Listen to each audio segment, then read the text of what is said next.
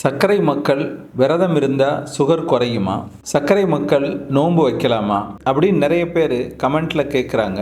இந்து மக்கள் திருவிழா காலங்கள்லையும் ஆடி புரட்டாசி மாசங்கள்லையும் விரதம் இருக்கிறாங்க. இஸ்லாம் மக்கள் ரம்ஜான் சமயத்துல நோன்பு வைக்கிறாங்க. அவங்களுடைய முக்கியமான 5 கடமைகள்ல இதுவும் ஒன்று. கிறிஸ்தவ மக்கள் ஈஸ்டர் சமயத்துல ஃபாஸ்டிங் இருக்கிறாங்க. பசினா என்ன அப்படிங்கிறத உணர்றதுக்கும் பசியால் கஷ்டப்படும் ஏழை மக்களோட உணர்வை புரிஞ்சுக்கிறது மனசையும் உடம்பையும் சுத்தமா வச்சுக்கிற ஒரு ஆன்மீக பயிற்சி தான் இந்த உண்ணா நோன்பு.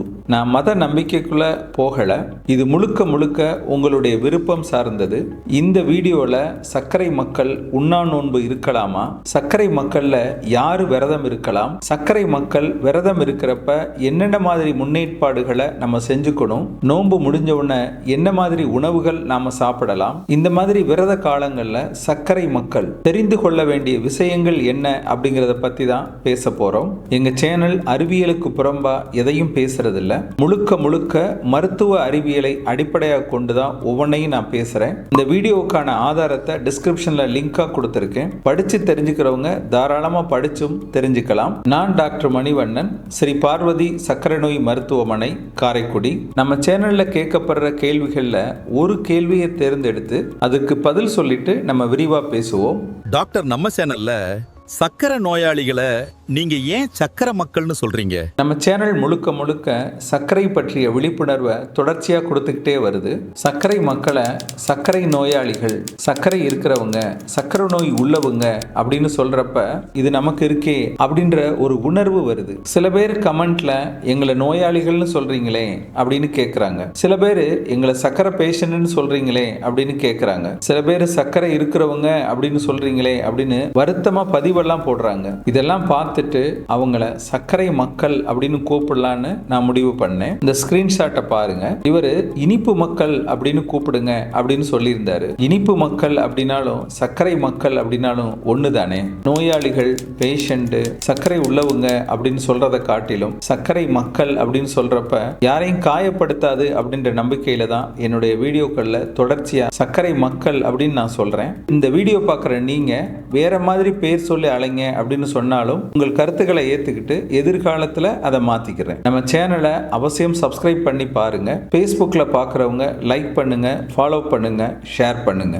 ஏழை சர்க்கரை குழந்தைகள் இன்சுலின் வாங்க, மாத்திரை வாங்க கூட வசதி இல்லாத ஏழை சர்க்கரை மக்களுக்கு மாத்திரை வாங்க, காலில் புண்ணு இருக்கிற ஏழை சர்க்கரை மக்களுக்கு உயர்தர சிகிச்சை அளிக்க நம்ம சேனல்ல இருக்கிற ஜாயின் பட்டனை பிரஸ் பண்ணி நீங்களும் உங்கள் பங்களிப்பை அளிக்கலாம். சர்க்கரை மக்கள் விரதம் இருக்கலாம், நோன்பு இருக்கலாம், ஃபாஸ்டிங்கும் இருக்கலாம். அதுக்கு முன்னாடி அவங்களுடைய சர்க்கரையோட கட்டுப்பாடு, சாப்பிடும் மருந்துகள், இன்சுலினோட தேவைகள், அவங்களுடைய உடல்நிலை இதெல்லாம் பார்த்துட்டு முடிவு செய்யணும். இந்த நோன்பு அதாவது விரதத்தை பத்தி மருத்துவம் என்ன சொல்லுதுன்னா, international diabetic federation IDF, diabetic and Ramzan alliance அதோட வழிகாட்டுதலின் படி சர்க்கரை மக்களை 4 நிலையா நம்ம பிரிக்கலாம். இதை பத்தி எல்லாம் விரிவா என்னுடைய 35 வருஷ அனுபவத்தை தொகுத்து நோய்களின் தாய் அப்படின்ற பேர்ல ஒரு புத்தகம் எழுதியிருக்கிறேன். இந்த புத்தகம் உங்களுக்கு வேணும்னா இந்த டிஸ்பிளேல தெரிகிற நம்பருக்கு ஃபோன் பண்ணியோ அல்லது அந்த நம்பருக்கு புக் வேணும் அப்படின்னு ஒரு மெசேஜ் போட்டோ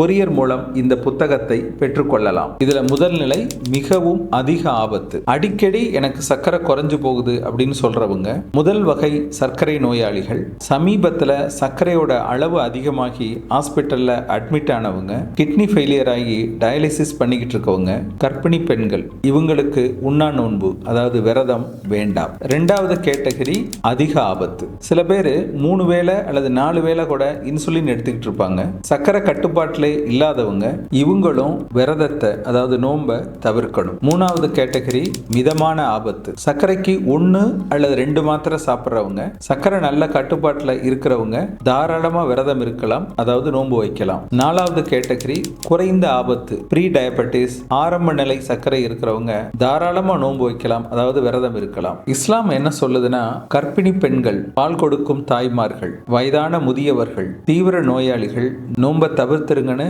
இஸ்லாமே சொல்லுது. இஸ்லாம் சொல்லும் இந்த ரூலை இஸ்லாம் மட்டுமல்ல பிற மதத்தினரும் இதை ஏற்றுக்கொள்ளலாம் அப்படின்னு நினைக்கிறேன். உங்களுக்கு சர்க்கரை இருக்கா, எத்தனை வருஷமா இருக்கு, கட்டுப்பாட்டில் இருக்கா அப்படிங்கிறத கமெண்ட்ல சொல்லுங்க. இப்ப விரதம் இருக்கிறதுக்கு முன்னாடி நம்ம என்ன செய்யணும் அப்படிங்கிறத பார்ப்போம். விரதம் கடைபிடிக்கிறதுக்கு, அதாவது நோன்பு வைக்கிறதுக்கு 2-3 வாரத்துக்கு முன்னாடியே நம்ம டாக்டரை பார்க்கணும். அப்படி பார்க்குறப்ப சர்க்கரையோட வகை டைப் 1 டைப் 2வா, எத்தனை வருஷமா சர்க்கரை இருக்கு, அடிக்கடி சர்க்கரை குறையுதா, சர்க்கரை கட்டுப்பாட்டில் இருக்குதா, என்னென்ன மாதிரி சிகிச்சை எடுக்கிறாங்க, வீட்டில் சர்க்கரை பார்க்கறதுக்கு மெஷின் வச்சிருக்காங்களா, அவங்களுக்கு இதய நோய் அல்லது நரம்பு நோய் அல்லது கிட்னி பாதிப்பு இந்த மாதிரி இருக்கா, கர்ப்பமா இருக்கிறாங்களா, நினைவாற்றல் போதுமான அளவுக்கு இருக்கா, சர்க்கரை குறைஞ்சா அதை உணர்ற தன்மை இருக்கா, நோன்பு காலங்கள்லையும் கடினமான வேலை பார்க்கணுமா, போன வருஷம் நோன்பு இருக்கிறப்ப, அதாவது விரதம் இருக்கிறப்ப ஏதாவது சர்க்கரை குறைஞ்சு உடல் நலத்துக்கு பிரச்சனை வந்துச்சா, இது எல்லாத்தையும் டாக்டர்கிட்ட சொல்லுங்க. அவர் அதை பார்த்துட்டு நீங்க நோன்பு, அதாவது விரதம் இருக்கலாமா அப்படிங்கிறத முடிவு செய்வார். சில இடங்கள்ல நோன்பு இருக்கிற காலம் அதிகமா இருக்கும். ஒரு முறை நான் லடாக் போயிருந்தேன். அங்க சூரிய உதயம் காலையில 5 மணிக்கே ஆகுது, சூரியன் மறைகிறது இரவு 8 மணி ஆகுது. அப்ப நோன்பு இருக்கிற காலம் மிகப்பெரிய காலம். இந்த மாதிரி இடங்கள்ல வாழ்ற மக்கள் இந்த நீண்ட நோன்பு காலத்தை தாக்கு பிடிப்பாங்களா அப்படிங்கிறதையும் அங்க உள்ள உங்க டாக்டர்கிட்ட கேட்டு தெரிஞ்சுக்கோங்க. மாத்திரை சாப்பிட்றவங்க அந்த மாத்திரையில அவசியம் மாற்றம் பண்ணிக்கோங்க. ஒரு உதாரணத்துக்கு ஒருத்தர் மெட்ஃபார்மின் மாத்திரை எடுக்கிறார், காலையில 850 மில்லிகிராம் மாத்திரை எடுக்கிறாரு, இரவு 500 மில்லிகிராம் மாத்திரை எடுக்கிறாரு அப்படின்னு வச்சுக்கிறோமே. அதை மாத்தி காலை உணவுக்கு பின், அதாவது சஹருக்கு முன்னாடி 500 மில்லிகிராமா, இரவு உணவு அதாவது இப்தாருக்கு பின்னாடி 850 மில்லிகிராமா மாத்தலாம். இது ஒரு பொதுவான உதாரணம். உங்க டாக்டர்கிட்ட கேட்டுட்டு நீங்க இந்த மாறுதலை செஞ்சுக்கோங்க, நீங்களா மாத்தக்கூடாது. இன்சுலின் போடுறவங்க இந்த நோன்பு, அதாவது விரத காலத்துல ஒரு 15-30% இன்சுலினை குறைச்சிக்கிறது நல்லது. சர்க்கரையோட அளவு 70 மில்லிகிராமுக்கு கீழே போயிருச்சு அல்லது 300 மில்லிகிராமுக்கு மேல போயிருச்சு அப்படின்னா உடனே உங்க விரதத்தை நிறுத்திட்டு உங்க ஆர்டினரி ட்ரீட்மெண்ட்டுக்கு போயிருங்க. சர்க்கரை மக்கள் உள்ள வீட்டில் இருக்கவங்க தெரிஞ்சுக்க வேண்டிய விஷயங்கள். இந்த விரதம், அதாவது நோன்பு இருக்கிறப்ப தலை சுத்தல் வந்துச்சுன்னா, ரொம்ப வேர்வை வந்துச்சு, கைகாலெலாம் நடுக்க வந்துருச்சு, ஒரு மாதிரி மயக்கம் வந்துருச்சு, அதிகமாக தாகம் இருக்குது, வாந்தி இருக்குது அப்படின்னா உடனே விரதத்தை நிறுத்திடுங்க. சுகர் பாருங்க, சுகருடைய அளவு ரொம்ப குறைவாக இருந்துச்சுன்னா குளுக்கோஸ் வாட்டர் உடனடியாக கொடுங்க அல்லது ஜூஸ் கொடுங்க. 15 நிமிஷம் கழிச்சு மறுபடியும் சுகர் பாருங்க. அப்பவும் சர்க்கரையோட அளவு ரொம்ப குறைவா இருந்துச்சுன்னா பக்கத்தில் உள்ள மருத்துவமனைக்கு கட்டாயம் கூட்டிட்டு போயிருங்க. இந்த நோன்பு காலங்கள்ல, அதாவது விரத காலங்கள்ல நம்ம கடைபிடிக்க வேண்டிய உணவு முறைகள் என்ன அப்படிங்கிறதையும் பார்த்துருவோம். நோன்பு, அதாவது விரதம் ஆரம்பிக்கிறதுக்கு முன்னாடி உள்ள காலை உணவா தானிய உணவுகள், பயறு வகைகள், முட்டை, காய்கறிகளை நிறைய சேர்த்துக்கோங்க. நிறைய தண்ணியும் குடிச்சுக்கோங்க. இரவு உணவா, அதாவது இப்தார் உணவா, நிறைய தண்ணி குடிக்கணும். பழங்கள், காய்கறிகள், ஒரு சமச்சீரான உணவு முறை கட்டாயம் வேணும். எண்ணெய் பயன்பாட்டை ரொம்பவும் குறைச்சிக்கோங்க.